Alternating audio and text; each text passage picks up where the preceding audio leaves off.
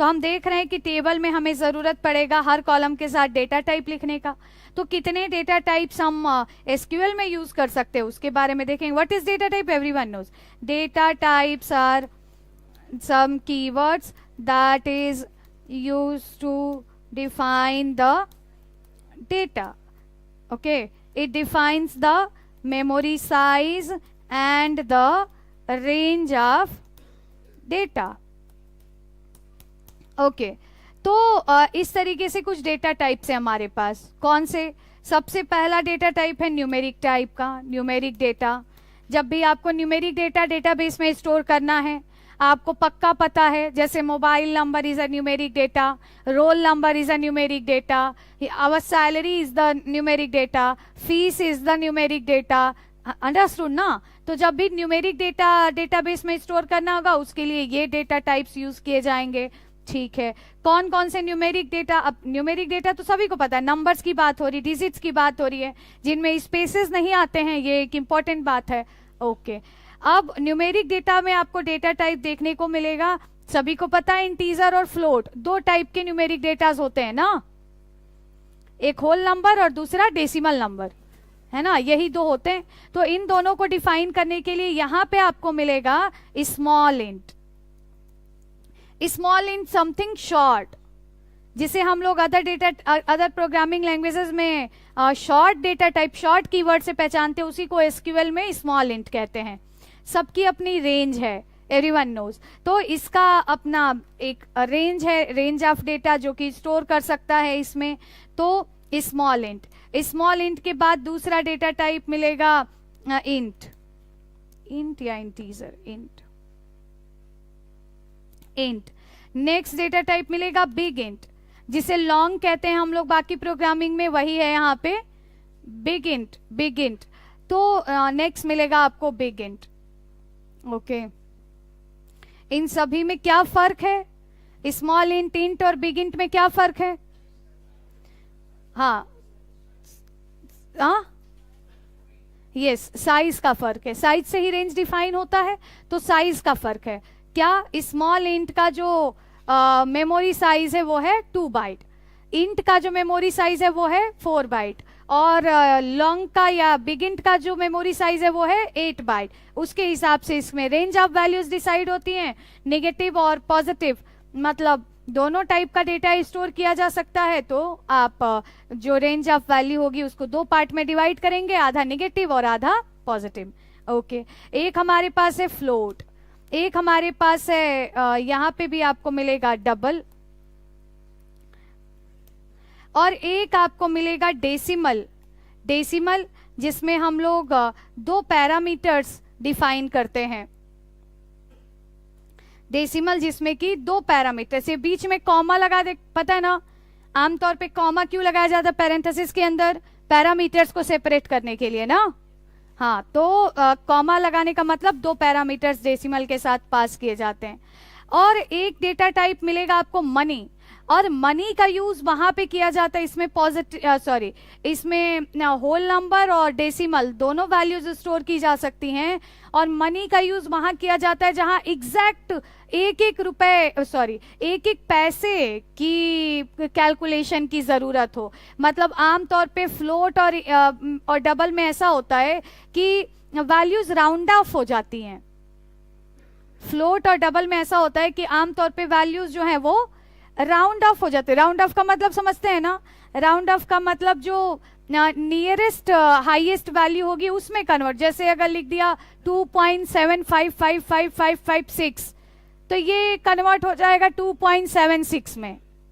Okay, कुछ ऐसा। लेकिन ऐसा मनी के केस में नहीं होता। मनी के केस में आपको एग्जैक्ट बिल्कुल एक एक पैसे का कैलकुलेशन बहुत क्लियर मिलेगा। तो जहां भी पैसे वैसे के कैलकुलेशन की जरूरत होती है वहां पे हम मनी डेटा टाइप कॉलम को दिया करते हैं। ये जो हैं ये न्यूमेरिक डेटा टाइप्स हैं जिनमें कि आप नंबर्स को स्टोर कर सकते हैं। इनमें साइज लिखवाने की तो जरूरत है नहीं, है ना? सभी को पता है। इसके बाद आपको एक डेटा टाइप मिलेगा जो कि है स्ट्रिंग। सभी को पता है कि स्ट्रिंग कितना जरूरी है, और ज्यादातर डेटा जो होता है वो स्ट्रिंग टाइप का होता है। या आमतौर पे हमें जहां कंफ्यूजन हो कि किस टाइप का डेटा है, हमें पता नहीं चल पा रहा है, क्लियर नहीं हो पा रहा है कि नंबर ही आएगा, लग रहा है कि नंबर के साथ कोई और सिंबल भी आ सकता है, तो वहां पे हम लोग आमतौर पे उठा के स्ट्रिंग डाल दिया करते हैं। इससे स्ट्रिंग रहेगा तो वो नंबर भी स्टोर कर लेगा, वो फ्लोट भी स्टोर कर लेगा, वो सिंबल्स भी स्टोर कर लेगा, सब कर लेगा ना। सभी को पता है what is string? String is the collection of, yes, sequence of characters, collection of characters, ऐसा। तो स्ट्रिंग, अब स्ट्रिंग में हम लोग डेटा टाइप यूज करते हैं कौन कौन सा? तो एक हमारे को डेटा टाइप मिले। अच्छा, एक और बात, स्ट्रिंग में हमें जो है वो साइज देना पड़ता है। स्ट्रिंग डेटा टाइप में हमें डेटा टाइप लिखने के बगल में साइज देना पड़ता है। इंट फ्लोट के केस में साइज नहीं देना पड़ता। आमतौर पे ये एक फिक्स मेमोरी स्पेस को हर बार ऑक्युपाई कर लेता है। समझे क्या? समझ रहे हो ना ये बात? इंट फ्लोट लगाएंगे तो क्या होगा, एक फिक्स स्पेस, एक फिक्स साइज का मेमोरी स्पेस हर बार दिया जाएगा डेटा स्टोर करने के लिए। लेकिन स्ट्रिंग के केस में हम अपने से डिसाइड कर सकते हैं साइज ऑफ मेमोरी। तो इसलिए हम लोग जब भी स्ट्रिंग लगाते हैं साइज दिया करते। कैर, साइज नहीं भी दे सकते हैं। साइज नहीं देंगे तो बाय डिफॉल्ट वो एक कैरेक्टर को स्टोर करेगा। साइज देंगे, अगर more than one character store करने के लिए स्पेसेस चाहिए तो साइज देना पड़ेगा। अंडरस्टूड ना? तो कैर, अब साइज दे सकते हैं कहा? साइज सभी को पता है क्या होता है, एक इंटीजर डेटा होता है। साइज दे सकते हैं हम 0 से 255 तक। 0 से लेके 255 के बीच में कोई भी इंटीजर नंबर यहां पास कर सकते हैं। 0 नहीं कर सकते, चलो इसको 1 लिख सकते हैं। वैसे 0 भी कर सकते हैं बट उसका कोई फायदा नहीं है। ऐसा एक मिलेगा एन कैर। एन कैर,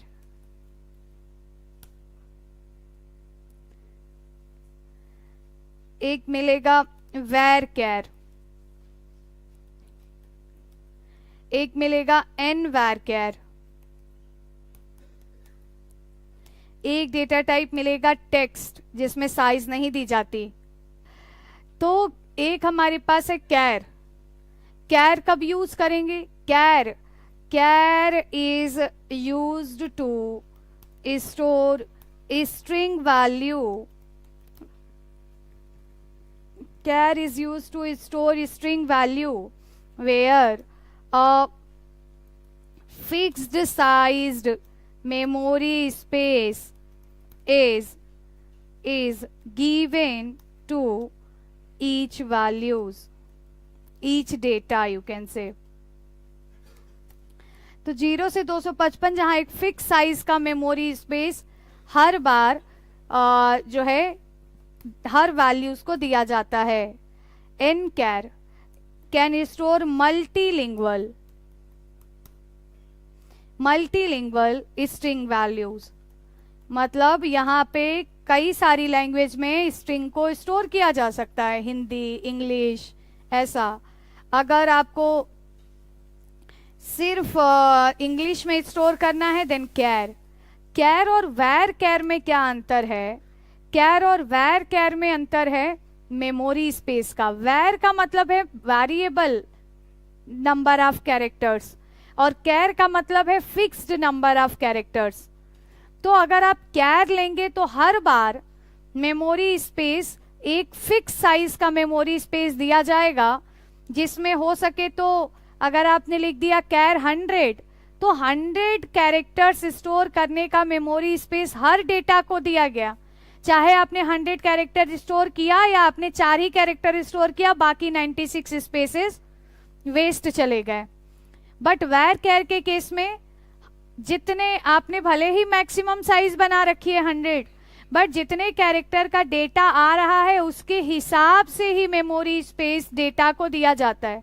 उससे मेमोरी स्पेस तो कम लगता है, लेकिन इसमें दिक्कत यह है कि जब भी डेटा बदलेगा, मान लीजिए पहले हमने स्टोर किया राम, एक 3 बाइट का मेमोरी स्पेस राम को स्टोर करने के लिए दिया गया, लेकिन जहां आपने राम को चेंज किया और कुछ और कर दिया, जहां पे डेटा बढ़ा, आपने राम को चेंज करके श्याम कर दिया, और अब इसको चाहिए 5 कैरेक्टर्स, 5 बाइट का मेमोरी स्पेस, तो अब उस मेमोरी स्पेस में तो स्टोर हो नहीं पाएगा, क्योंकि उसका तो मैक्सिमम स्पेस 3 बाइट का ही था। तो अब इसको अपना स्पेस ही बदलना पड़ेगा, मेमोरी लोकेशन बदलना पड़ेगा। उस केस में क्या होता है, मेमोरी साइज तो कम लगती है, लेकिन हर नए डेटा के आने पे मेमोरी स्पेस बदलना पड़ता है, और उस केस में टाइम ज्यादा लगता है। बात समझ आ रही है?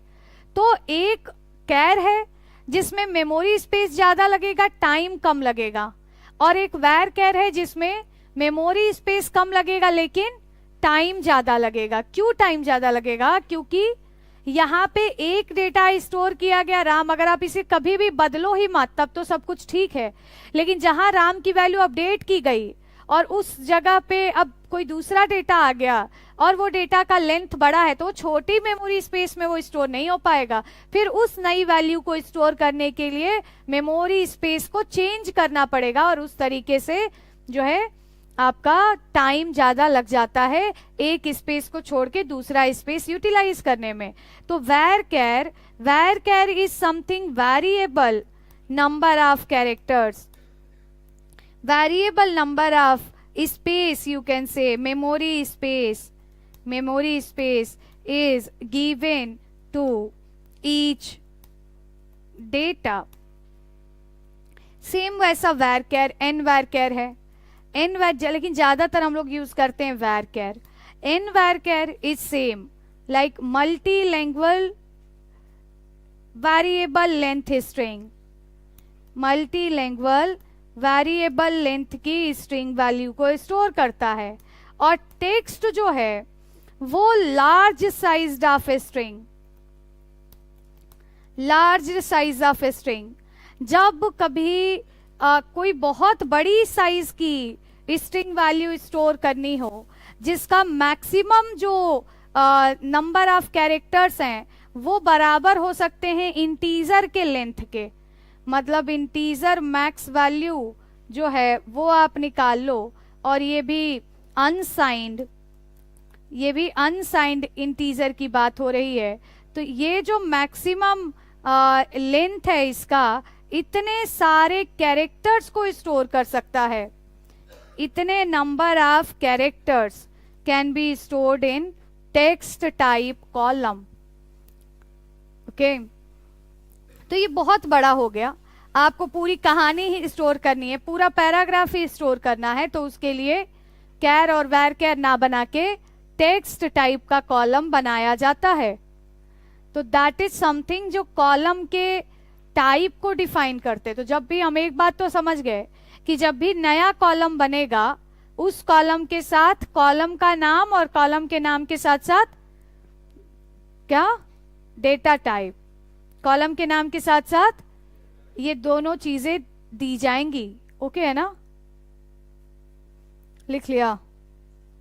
इसके बाद एक डेटा है बूलियन जिसको कहते हैं बिट, जिसमें बस 2 ही डेटा स्टोर किया जा सकता है, 0 या 1। एक्चुअली जो 0 है वो उसे हम फॉल्स कहते हैं, जो 1 है उसे हम ट्रू कहते हैं। तो जब आप डेटा गेट करेंगे तो ये रिटर्न करेगा ट्रू फॉल्स, लेकिन स्टोर करता है 0 1 के फॉर्मेट में, तो दिखेगा 0 1 बट रिटर्न करेगा ट्रू फॉल्स। तो जब भी आपको एक ऐसा कॉलम बनाना हो जिसमें सिर्फ की तो 0 की तो 1 आ सकता है, जैसे स्टेटस, जैसे कुछ इस टाइप का कॉलम अगर बनाना है जिसमें 0 1 करके आप कुछ आइडेंटिफाई करना चाहते हैं, तो उस समय हम कॉलम का डेटा टाइप बिट टाइप का बनाते हैं। अंडरस्टूड ना? किस टाइप का? बिट, बूलियन, इसी को बूलियन कहते हैं। इसको रिप्रेजेंट करने के लिए कीवर्ड यूज करते हैं बिट। एक है डेट टाइप की वैल्यूज, डेट टाइप का डेटा स्टोर करना हो हमें, डेट टाइप का डेटा अक्सर हमें इसकी जरूरत पड़ती है, क्योंकि जहां पे आपको ये मेक श्योर करना है, जैसे अगर आप स्ट्रिंग टाइप का कॉलम बना दो तभी डेट स्टोर हो जाएगा, नहीं। डेट में क्या है? डेट में डिजिट्स हैं, स्लैश है, डैश हो सकता है, यही सब है ना। तो ये सब तो स्ट्रिंग टाइप के कॉलम में भी स्टोर हो सकता है कि नहीं? एक डेट टाइप की वैल्यू तो स्ट्रिंग टाइप के कॉलम में भी स्टोर हो सकती है कि नहीं हो सकती? हो सकती है ना। लेकिन उसमें प्रॉब्लम, बहुत सारी प्रॉब्लम्स हैं।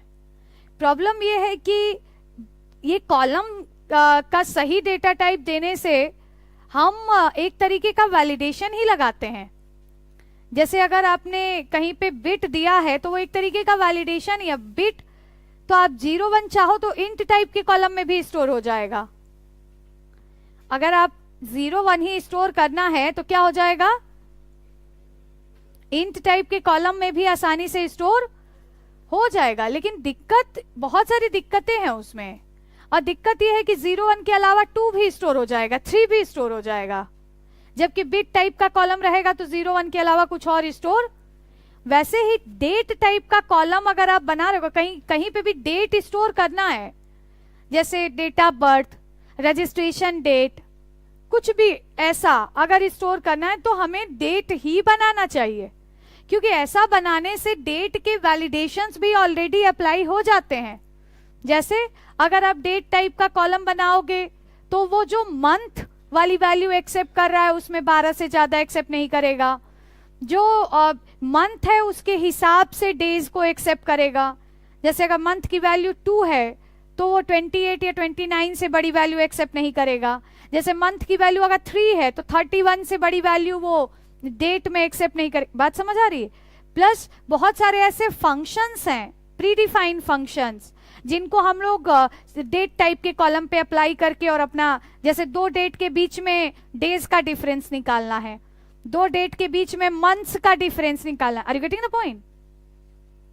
हमने कहा 25 नवंबर 2025 और 31 नवंबर 2025 के बीच में कितने डेज का डिफरेंस है। अगर ये आपको चाहिए तो उसके लिए आप फंक्शन, प्रीडिफाइंड फंक्शन यूज कर सकते हैं, आपको तुरंत 6 आउटपुट मिल जाएगा। Are you getting the point? तो ऐसा करने से हमारा सिर्फ डेटा स्टोर ही नहीं होता है, बहुत सारे वैलिडेशंस भी हैं या बहुत सारे प्रीडिफाइंड फंक्शंस भी हैं जो उस डेटा टाइप के साथ आते हैं। इसलिए ये बहुत जरूरी है कि आप कॉलम्स को सही डेटा टाइप दें अगर आप सही वैल्यू स्टोर करना चाहते हैं तो। Are you getting the point? Because अगर सही डेटा टाइप नहीं रहेगा तो फिर वैल्यूज इधर उधर होंगी और फिर आपका डेटा सही डेटा नहीं रह पाएगा और वो जाके बाद में कहीं ना कहीं प्रॉब्लम ही करेगा। तो ये सोच पाना कि अगर हमें पता है कि यहाँ डेट आने वाला है तो हमें उसका डेटा टाइप डेट ही रखना चाहिए। तो ऐसा रखने से, बात समझ आ रही ना क्या है? मतलब अगर आप सही डेटा टाइप देंगे तो आपको सही डेटा भी मिलेगा।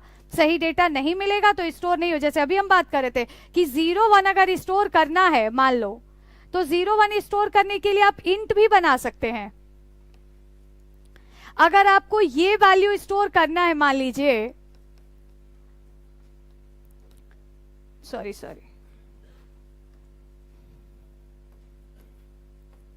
अगर आपको ये वैल्यू स्टोर करना है तो इसके लिए आप इंट भी बना सकते हैं, इसके लिए आप बिट भी बना सकते हैं, इसके लिए आप स्ट्रिंग भी बना सकते हैं और इसके लिए आप, बट कौन सा सुटेबल है? डेट सुटेबल है। बिकॉज कि अगर आपने यहाँ 30 की जगह 31 डाला तो ये अपने आप एरर रिटर्न करने लगेगा और वैल्यू एक्सेप्ट नहीं करेगा। अगर आपने यहाँ 11 की जगह 13 इनपुट किया तो फिर ये अपने आप एरर रिटर्न करने लगेगा, डेटा एक्सेप्ट नहीं कर। जबकि अगर ये स्ट्रिंग रहेगा तो ये भी एक्सेप्ट कर लेगा। बात समझ आ रही ना? तो इसलिए जब भी हम कॉलम्स डिफाइन कर रहे हैं तो उनको सही डेटा टाइप देना बहुत ही जरूरी है, क्योंकि ये पहला स्टेप है। अगर आपने सही डेटा टाइप नहीं दिया तो आप सही वैल्यू को भी एक्सपेक्ट नहीं कर सकते। Are you getting the point? तो डेट को स्टोर करने के लिए हमारे पास 2 डेटा टाइप्स, एक है डेट और दूसरा है डेट टाइम। ज्यादातर यूज होता है तो वैसे बहुत सारे, बट ज्यादातर यूज होता है एक डेट और एक डेट टाइम। देखो, डेटा बहुत सारे टाइप से स्टोर किया जाता है। डेट की बहुत सारे फॉर्मेट्स होते हैं, लेकिन जो ग्लोबल फॉर्मेट है डेट का, ग्लोबल फॉर्मेट मतलब एक ऐसा डेट की वैल्यू जो हर एक सर्वर पे एक्सेप्ट हो जाएगी, ग्लोबली एक्सेप्टेड जो डेट का फॉर्मेट है वो है ये, 4 डिजिट में लिखते हैं ईयर, 2 डिजिट में लिखते हैं मंथ, और मंथ को कैपिटल एम से दिखाते हैं, और 2 डिजिट में लिखते हैं डेट। ये वैसे तो डेट जो है वो ऐसे भी लिखा जाता है ना, वैसे तो डेट जो है वो ऐसे भी लिखा जाता है, पहले मंथ आ गया फिर डेट आ गया फिर ईयर आ गया, ऐसे भी लिखा जाता है, कहीं कहीं 2 डिजिट में भी ईयर्स लिखे जाते हैं। लेकिन जो ग्लोबल फॉर्मेट है डेट का, जो हर एक सर्वर पे एक्सेप्ट होगा, वो ये है। बाकी आप किसी भी फॉर्मेट में पास हो सकता है, बिकॉज सबका सिस्टम अलग है। अब देख रहे हो कि मेरा जो सिस्टम है, मेरा जो लैपटॉप है, लैपटॉप इज अ सर्वर, फिलहाल के लिए लोकल सर्वर पे हम काम कर रहे हैं, तो अभी के लिए हमारा लैपटॉप ही हमारा सर्वर है। तो अभी इस सर्वर का अगर आप डेट का टाइप वो देखो, तो आपको देखने को मिल रहा है कि पहले मंथ आ रहा है, फिर डेट आ रहा है, फिर ईयर आ रहा है, और बीच में स्लैश लगा हुआ है। हो सकता है कि आपके सिस्टम में डेट का फॉर्मेट कुछ और है, तो आप अगर डेट उठाएंगे, मैं अगर डेट गेट करूंगी तो मुझे ऐसा मिलेगा, आप डेट गेट करेंगे आपको किसी और तरीके का। बात समझ आ रही है ना? जैसे हम लोग जो है HTML का फॉर्म बनाते हैं, उसमें लिख दिया input type date, input type date तो लिख दिया, बट अब जो डेट दिख रहा है वो किस फॉर्मेट में दिख रहा है, ये डिपेंड करता है हमारे सर्वर पे, हमारा प्रोजेक्ट किस सर्वर पे चल रहा है। मेरे में अगर मैं इनपुट टाइप डेट मैंने लिखा और मैं डेट अगर सेलेक्ट करूंगी तो मुझे ऐसा दिखेगा। आप अगर सेलेक्ट करोगे वही इनपुट टाइप डेट आपने लिखा है, बट आपको डेट किसी और तरीके से दिखेगा। क्या ये बात समझ आ रही है आपको? तो ये सब सर्वर टू सर्वर डिपेंड करता है। लेकिन अब आपने सेलेक्ट किया डेट किसी और तरीके से आया, मैंने सेलेक्ट किया डेट किसी और तरीके से आया। अगर मैं सेलेक्टेड डेट को डेटाबेस में भेजूं, समझ रहे हो, तो अब मैं भेज रही हूं तो डेटा किसी और तरीके से जा रहा है, आप भेज रहे हो डेटा किसी और तरीके। क्यों? क्योंकि आपके सर्वर पे डेट का फॉर्मेट कुछ और था, मेरे सर्वर पे डेट का फॉर्मेट कुछ और था। तो अब डेटाबेस क्या एक्सेप्ट करेगा, तो वो बात हम कर रहे हैं कि वैसे तो डेट के बहुत सारे फॉर्मेट्स हो सकते हैं, लेकिन एक ऐसा फॉर्मेट जो हर एक डेटाबेस आसानी से एक्सेप्ट करता है, वो फॉर्मेट ये है। कौन सा? वो फॉर्मेट है, पहले आप लिखिए 4 डिजिट में ईयर, फिर डैश लगा के 2 डिजिट में लिखिए मंथ, और फिर डैश लगा के 2 डिजिट में लिखिए। Are you getting the point? Yes. ऐसे ही डेट टाइम का फॉर्मेट है, 4 डिजिट में ईयर, 2 डिजिट में मंथ, फिर हम लिखते हैं 2 डिजिट में डेट, उसके बाद स्पेस देके 2 डिजिट में लिखते हैं आवर्स, कॉलन लगा के 2 डिजिट में लिखते हैं मिनट्स, कॉलन लगा के 2 डिजिट में लिखते हैं सेकेंड, और डॉट लगा के 3 डिजिट में लिखते हैं मिली सेकेंड। अब आवर्स की वैल्यू 12 या 24 के ऊपर नहीं जा सकती, मिनट की वैल्यू 60 के ऊपर नहीं, 59 के ऊपर नहीं जा सकती, सेकेंड की वैल्यू 59 के ऊपर नहीं जा सकती, मिली सेकेंड की वैल्यू 999 के, क्या 1000 नहीं, 999 999 के ऊपर नहीं जा सकती है ना। तो ये सारी चीजें हैं जो हमें ध्यान देना पड़ेगा, क्योंकि अगर आपने गलत वैल्यू पास किया तो डेट टाइप का कॉलम उसे एक्सेप्ट नहीं करेगा। Is it okay?